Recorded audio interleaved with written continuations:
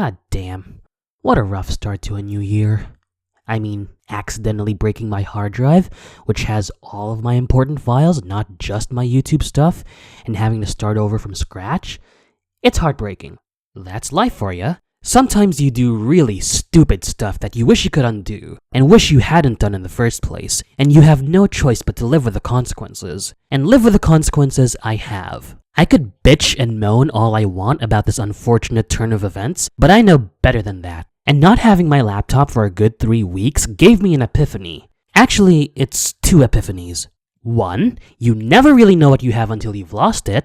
2, this is a fresh start for me. With the dawn of a new year comes a new beginning for everything, for everyone, including me. And I'd like to usher in this brand new chapter by undergoing a little makeover. I wanted to wait for the right time to do it, and I feel that there's no better time to undergo this transformation than right now. In 3, 2, 1. Ta-da! Pretty neat, huh? Don't I clean up nicely? What am I saying? Of course I do. It's what I'm all about.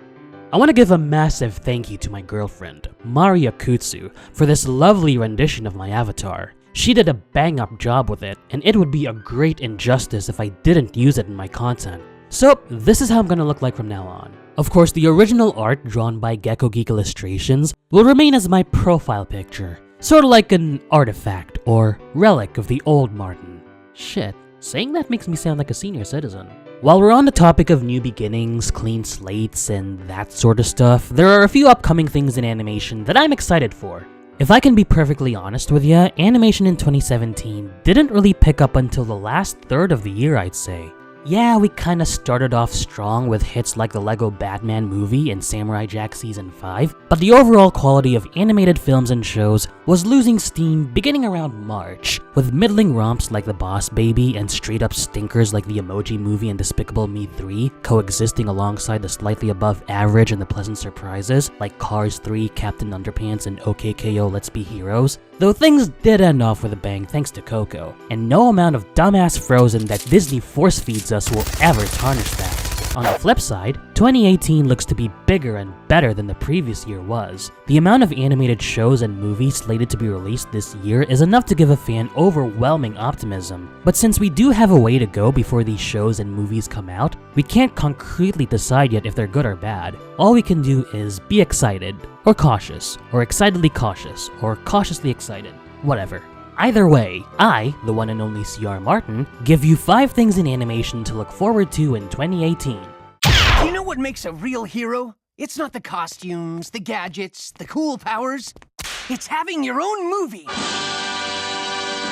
And that has always been my dream. I know. You might be thinking, ugh, anything but this, or what the hell is wrong with you, Martin?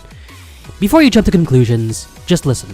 Now, I don't claim to like Teen Titans Go, but on the other hand, I don't exactly claim to hate it either. I know I gave some impassioned opinions on the show 2 years ago when I was a fledgling content creator, but those opinions were born of emotion, not logical thinking. And after closer evaluation, I concede and say that the show is not as bad as people make it out to be.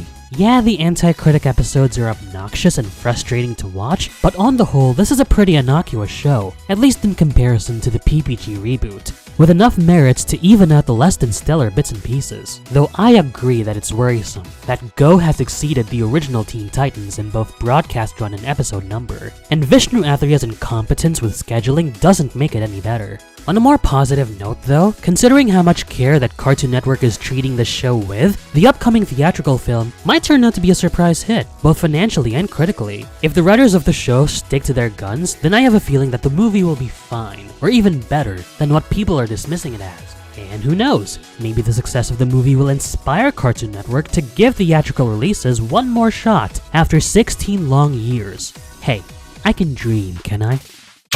Buddy. I'm proud to spend my last moments with you, Gumball. Me too. Here it comes.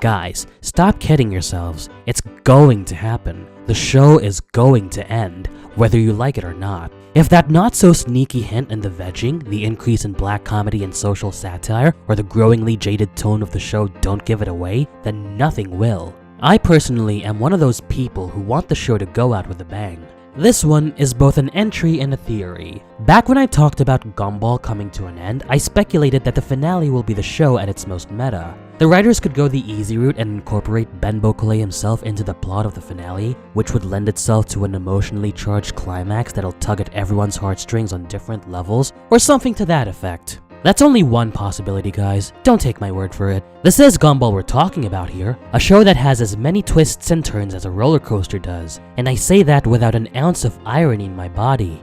Gumball continues to surprise me in a way like no other show out right now can, for good or for bad. Mostly good though. So the best I can say with respect to the series finale is expect to be surprised, expect the writers to throw you a monkey wrench, and as usual, expect the same high quality writing, animation, and storytelling that the show has made itself famous and infamous for. I know I will, and when that time comes, I'll be there to relish in the rapture of the moment, and I hope you will too.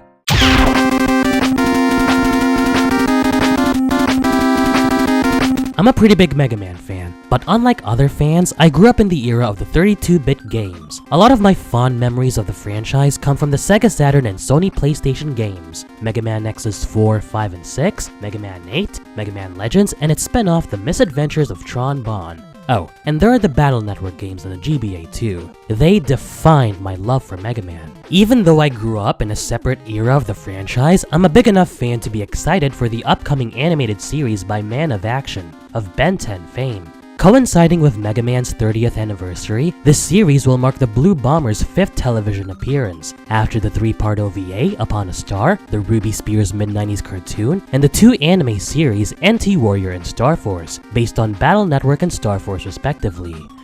Well, this would be the 6th time, if you want to count Captain N the Game Master. Much to my bewilderment, the concept of the show has received some hefty backlash on the internet.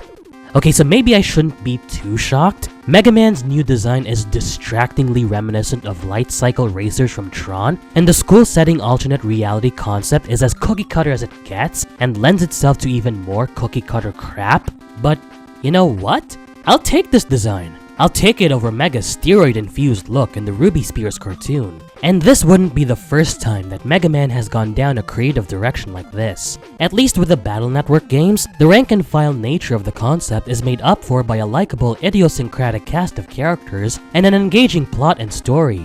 I can't speak for other entries and spin-offs like Star Force though, so them's the breaks. So if a franchise mainly centered on robotics can spawn a series centered on the internet with that level of attention and care, then who's to say that an animated adaptation that upholds the core robotics theme won't have that exact same level of attention and care? In addition, if anything, this is probably Man of Action taking cues from other shows of the past, namely Tetsuo Natom or Astro Boy, which is, you know, the inspiration for Mega Man, which would be, I don't know, fitting?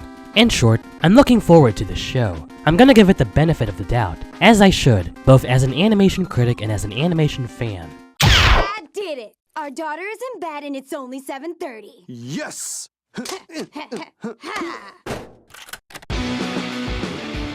Alex! We're gonna go out tonight. You wanna come?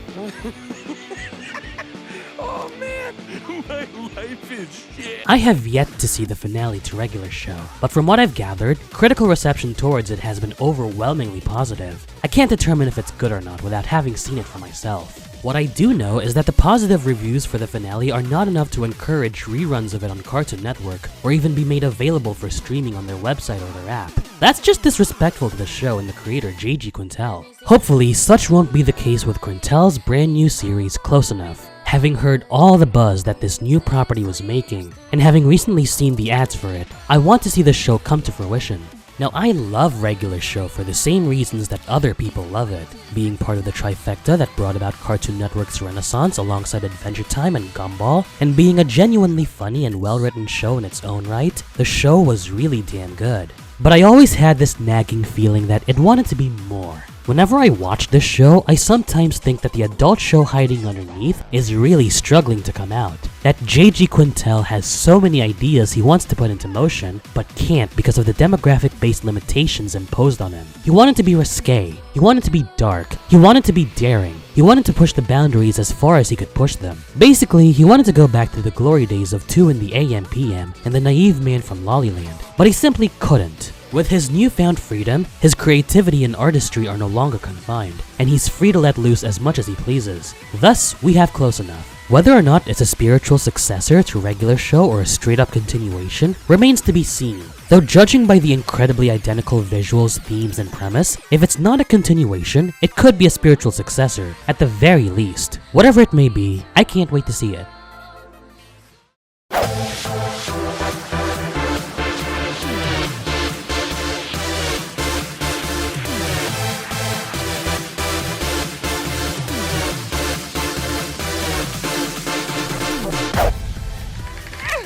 So be it.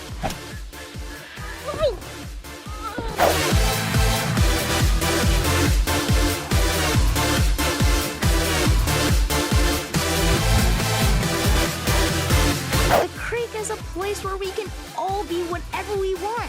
We can be the hero of a book that doesn't exist. Hero? No. Kelsey had spilled too much blood to be called a hero. Or just a really misunderstood guy. Teacher says I gotta use the round scissors in art.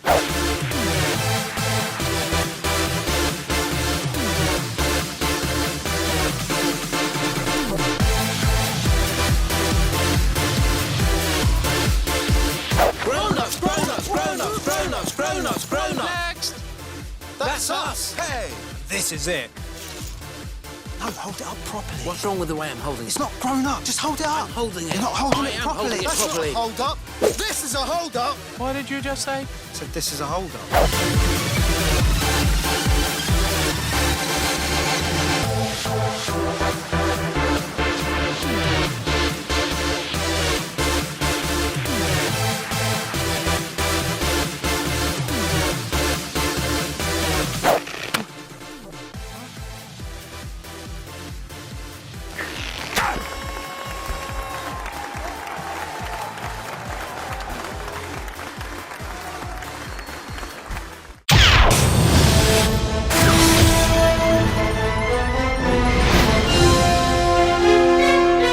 You have powers! Yeah, baby!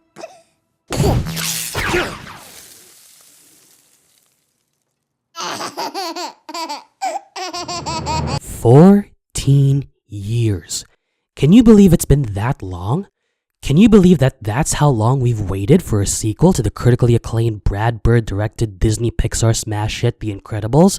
It's unfathomable is all I can say. Of the entire Disney Pixar lineup, The Incredibles has been one of the most common choices that people have wanted a sequel for. It comes naturally with the superhero genre, but in The Incredibles' case, its deconstructive, satirical, and insightful, yet still fun and action-packed take on the concept gives all the more reason for the studios to develop a follow-up. The excitement in the air for Incredibles 2 is palpable. The teaser trailer garnering 113 million views within 24 hours of release, becoming the 8th most viewed trailer for a film or TV series, and the most viewed trailer for an animated film within 24 hours. It's actually surpassed the trailers for the likes of Star Wars: The Force Awakens, Captain America: Civil War, Black Panther, and Game of Thrones Season 7, none of which were able to break into the 9-digit mark within their first 24 hours. While the anticipation and excitement are strong amongst fans, so too is the skepticism. Because this is a sequel to a very beloved animated film that's left a gigantic pair of shoes to fill, the pressure is on for Pixar. The pressure is on for them to hit the same right notes that the first movie did, while hitting a few new notes too. And I am one of the many, and I mean many, who are ecstatic to see this family of superheroes on the big screen once again.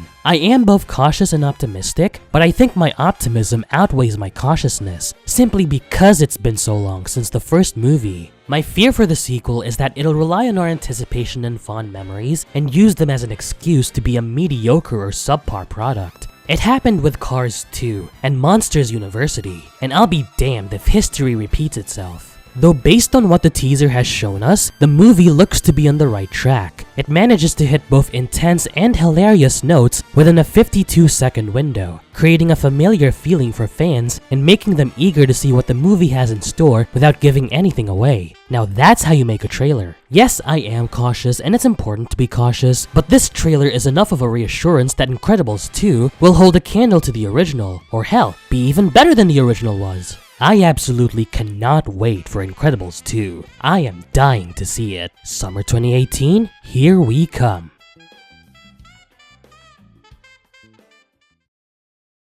What a time to be alive, huh? So many promising shows and movies in this one year, alongside those that are still going strong, and I didn't even get a chance to name all of them. These are merely the ones that stick out the most. Sure, it's too soon to judge their actual quality, but their mere existence is a pleasing sight to see. It's an indication of a lot of things. That animation won't be losing steam anytime soon. That veteran cartoonists are continuing to do what they love, and at the same time, fresh new faces are emerging into the scene and making a name for themselves. That animation is gradually adapting to new forms of technology, while accommodating for the pre-existing ones before they're completely phased out. That the medium continues to prove itself every bit an art form, worthy of the same attention, respect, and diligence as all the rest.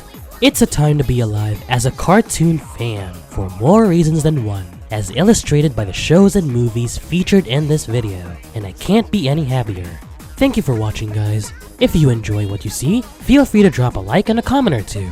Oh, and don't forget to subscribe as well, and make sure you click on that bell icon for notifications. You can also stay up to date with what I do through social media, by liking my Facebook page, following me on Twitter, checking out my Tumblr, and even dropping by my Discord server, Replicant D Execution.